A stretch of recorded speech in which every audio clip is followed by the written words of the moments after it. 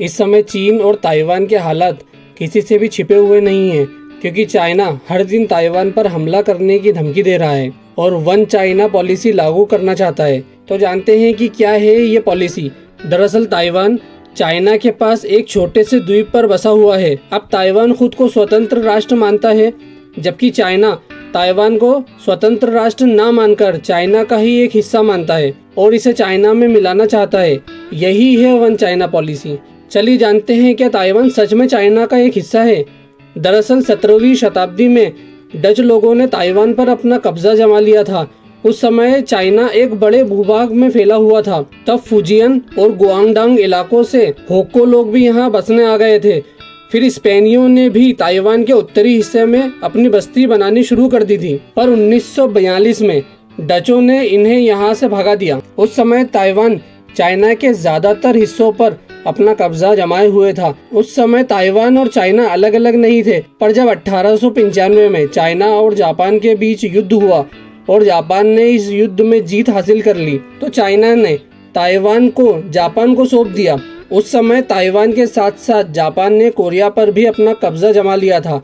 पर जब द्वितीय विश्व युद्ध हुआ, इसके बाद जापान बहुत ज़्यादा कमज़ोर हो गया था और उसने कोरिया को एक अलग देश बना दिया। साथ ही साथ ताइवान से भी अपना कब्जा हटा लिया। ये सब होते ही अब चाइना में गृह युद्ध छिड़ गया। इस गृह युद्ध का नतीजा ये हुआ कि कम्युनिस्ट पार्टी के नेता माओ त्से तुंग ने पूरे चाइना पर अपना अधिकार जमा लिया। उस समय विरोधी पार्टी मतलब राष्ट्रवादी पार्टी के नेता और समर्थक वहां से भागकर एक दूसरे द्वीप पर चले गए, जिसे ताइवान का नाम दे दिया गया और इस हिस्से को उन्होंने अपने अधिकार में ले लिया। ये वही ताइवान है जिसे आप इस समय मैप में देखते हैं।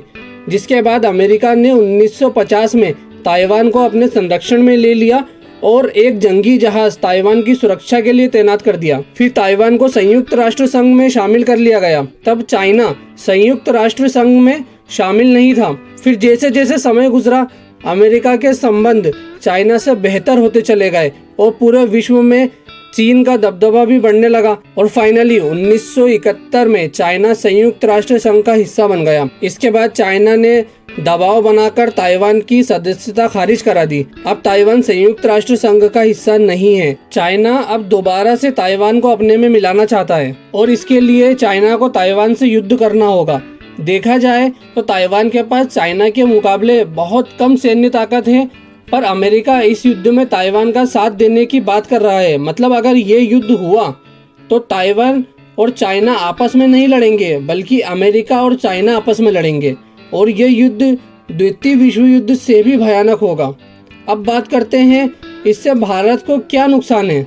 भारत में मेटल चाइना से और सेमीकंडक्टर ताइवान से आयात किया जाता है। अगर ये युद्ध होता है तो मेटल के भाव आसमान छू लेंगे और सेमीकंडक्टर ना होने की वजह से सारे इलेक्ट्रॉनिक आइटम और व्हीकल्स जैसे कार बाइक का अकाल पड़ जाएगा। महंगाई चरम पर होगी। पर दोस्तों, अमेरिका ने तो रशिया यूक्रेन युद्ध में भी रशिया पर हमला करने का कहा था, पर ऐसा किया नहीं। तो मुझे नहीं लगता कि अमेरिका चाइना पर हमला करने की गलती करेगा, क्योंकि अगर अमेरिका चाइना आमने सामने होते हैं तो इस युद्ध के बाद दोनों देश बहुत नुकसान उठाएंगे। इसके बाद अमेरिका सुपर पावर नहीं रहेगा। इस बारे में आपकी क्या राय है, हमें कमेंट करके जरूर बताइएगा। अब भारत में मकड़ी के जाल से बुलेट प्रूफ जैकेट बनाने की तैयारी की जा रही है।